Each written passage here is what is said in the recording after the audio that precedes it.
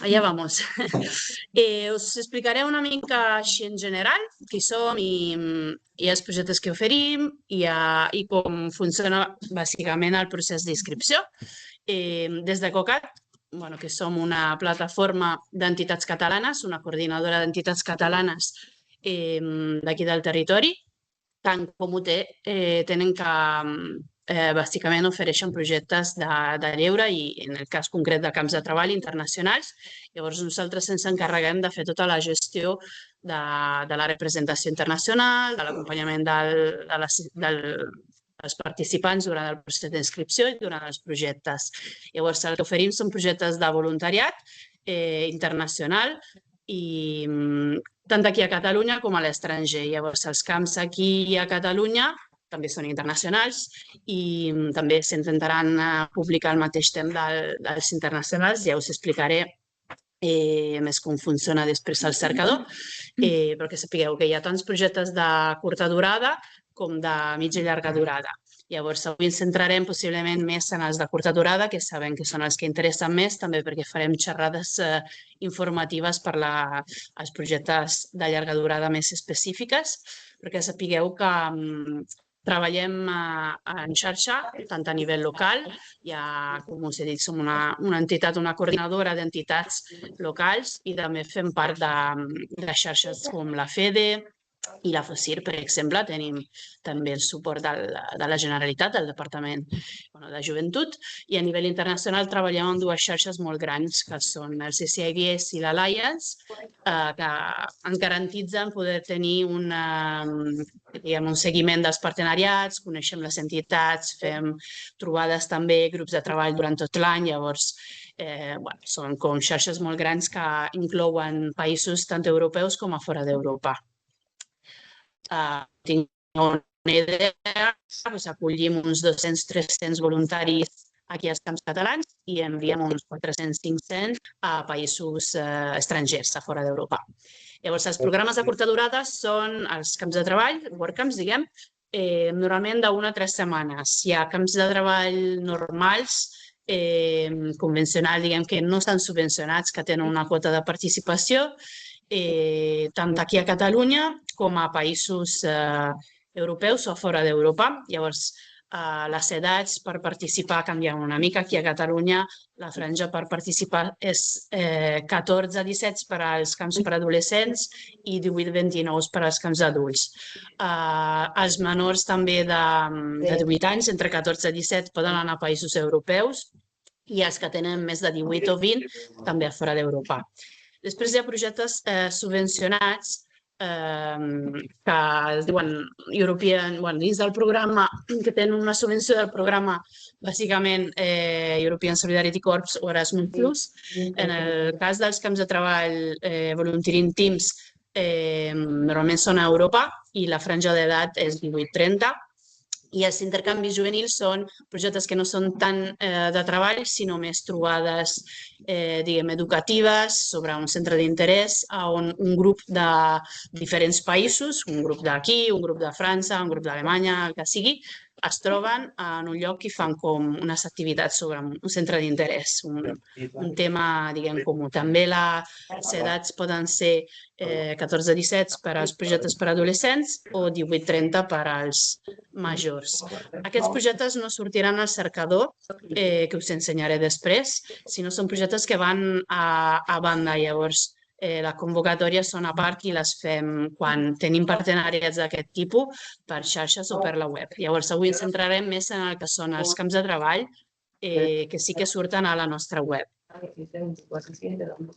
També que sapigueu que tenim projectes per famílies, o sigui, si hi ha famílies amb nens petits o adolescents que vulguin anar tots junts, no hi ha una gran oferta, però sí que hi ha uns 4 o 5 projectes que es fan cada any i han tingut molt bones experiències de famílies que també volen repetir. I també projectes en grup. Sabem que hi ha gent que vol anar, per exemple, fa part d'un CAU, escoltes o grups d'amics, però grans, no parelles d'amics, grups grans formats de 5, 6 o més persones. Normalment, si tenen un monitor o algú que els acompanya, llavors es poden fer projectes a mida Llavors, és una altra tipologia que també s'està obrint i s'està intentant gestionar. Llavors, si a algú li interessa, també es pot contactar i li expliquem com funciona. I també hi ha projectes que també són, diguem, una oferta bastant reduïda, però que no tenen franja d'edat tancada, llavors en la qual poden participar gent també més gran, de 60, 70 anys. Llavors, si us interessa també aquest tipus de projecte, ens podeu escriure. I en general, perquè sapigueu com funciona en camp de treball, solen ser estades d'1, 2, com a molt 3 setmanes. Són projectes de voluntariat local amb un grup internacional. Llavors, hi ha participants de diferents països que es troben per fer unes tasques que poden ser de diferent tipus. Pot haver projectes que plantegen unes tasques mediambientals, socials, de reconstrucció, camps arqueològics, hi ha una mica de tot. També es pot filtrar al cercador de projectes, la tipologia, i totes tenen una mica les mateixes condicions i solen ser un marc de creixement tant personal com comunitari, un desenvolupament de tasques que ajuden una comunitat local però que al mateix temps enriqueixen els mateixos participants. Les condicions de vida són bàsiques, poden variar.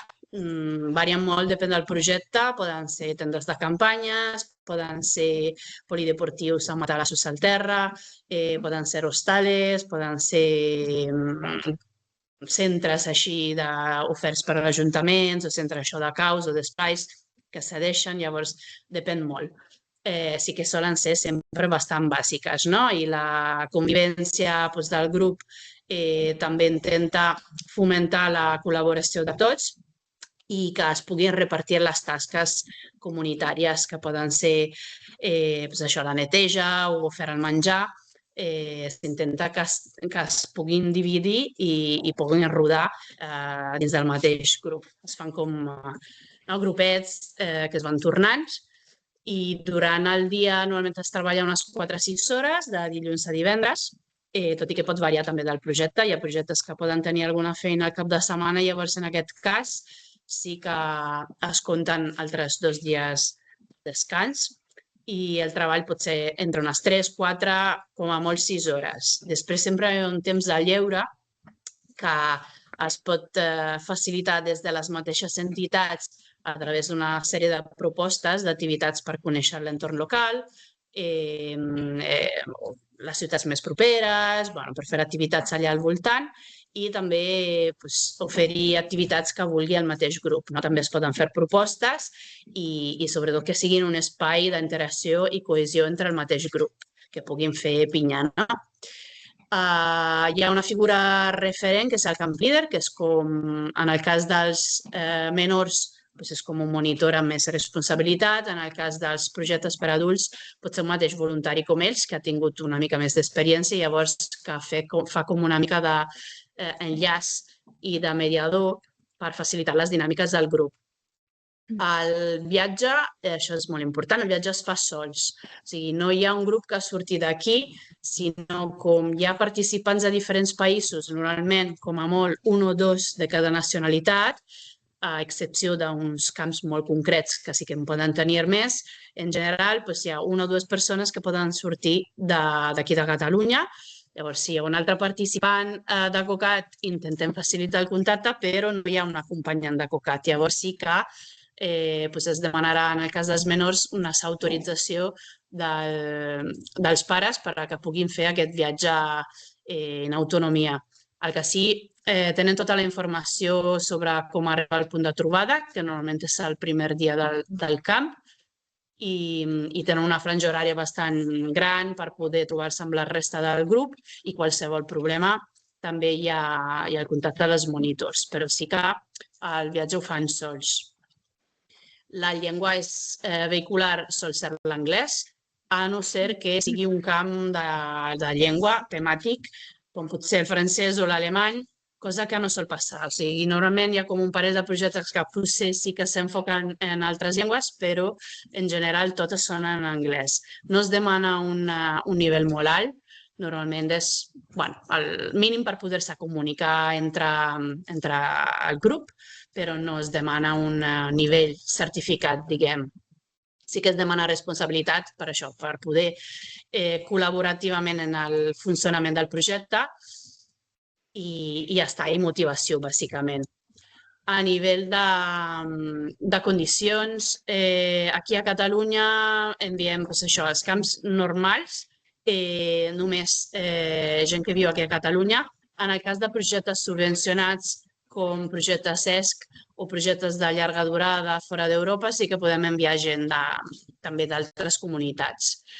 Com a compromís també demanem enviar la documentació obligatòria, que ja un cop que engeguem ja el procés d'inscripció ja us explicarem tot el que consisteix, però bàsicament és com, en el cas dels menors, les autoritzacions, o en el cas d'algun projecte demanar alguna altra certificació, ja es demanarà.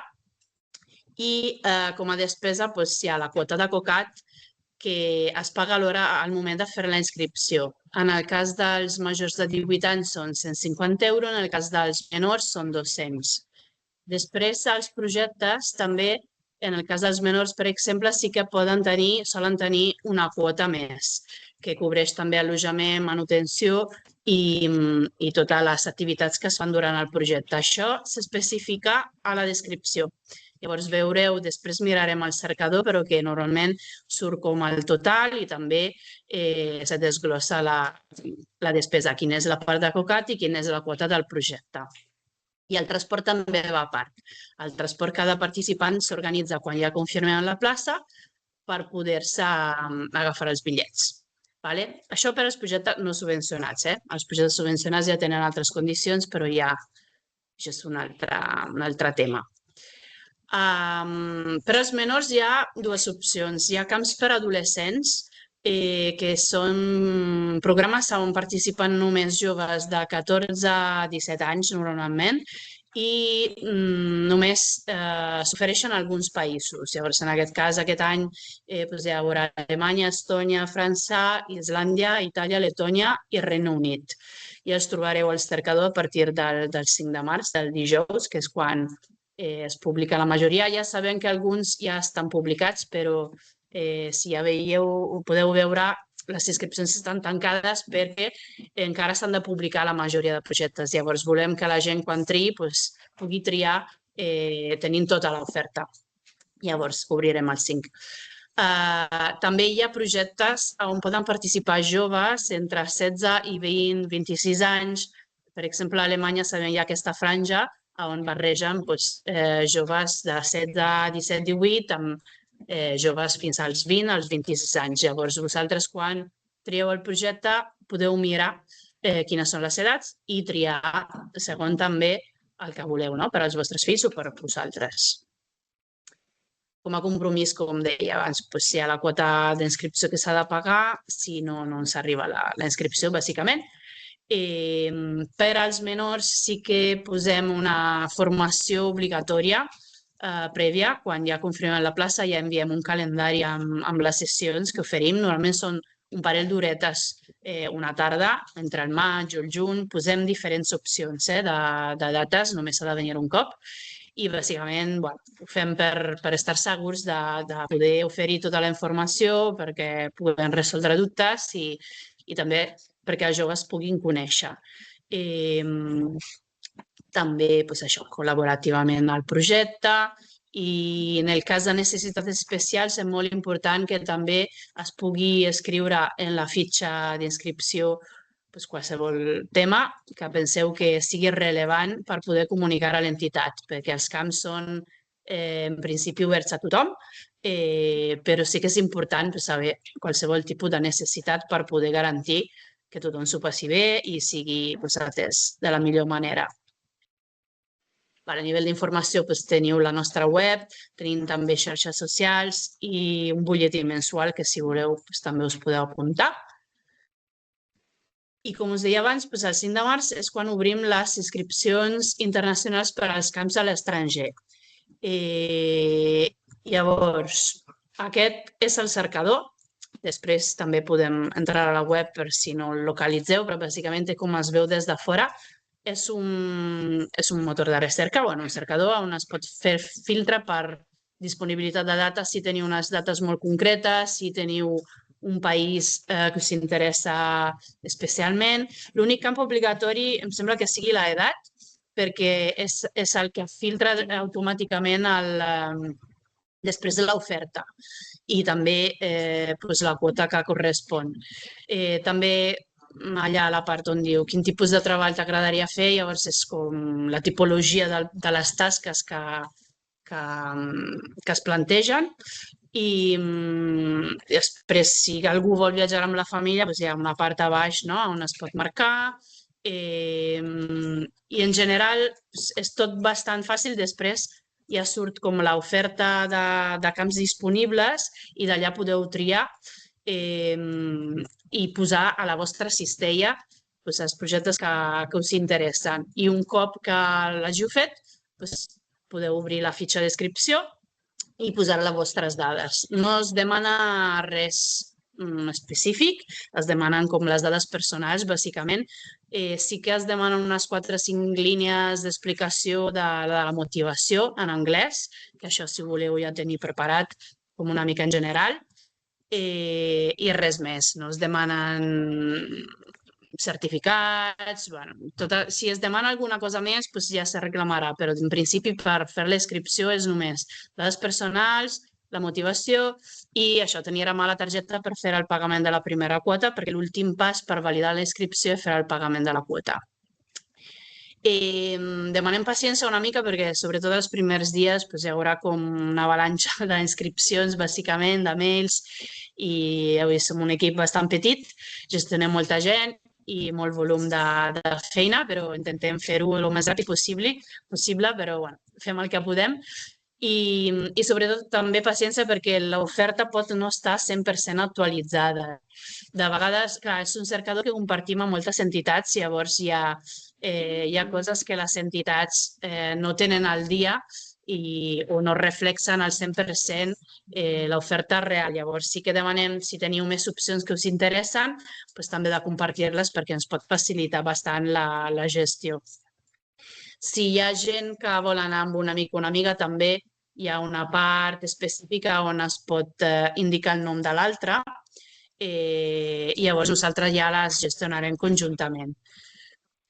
Un cop confirmats, ja és qüestió d'organitzar el viatge i enviar la documentació. L'assegurança, els projectes no tenen una assegurança mèdica, tenen una assegurança per terceros i llavors cadascú ha d'anar amb la seva targeta sanitària europea.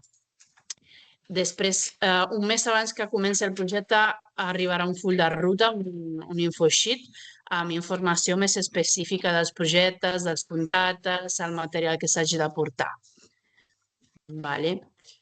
I ara, com pinzellades molt ràpides, abans d'obrir preguntes, que sapigueu també que hi ha projectes de mitja i llarga durada, no subvencionats, entre un mes o més, també a fora d'Europa, i hi ha projectes subvencionats aquí a Europa finançats per al programa d'European Solidarity Corps per joves entre 18 i 30. Si us interessen aquests projectes, aquest dimecres, de fet, les companyes faran una xerrada a Nou Barris. Crec que la informació està al web. I els que estan a fora d'Europa, evidentment, no estan subvencionats. Són els que sí.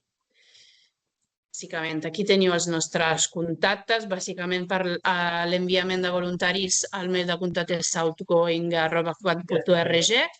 Per als projectes subvencionats, sí. I per als projectes a Catalunya,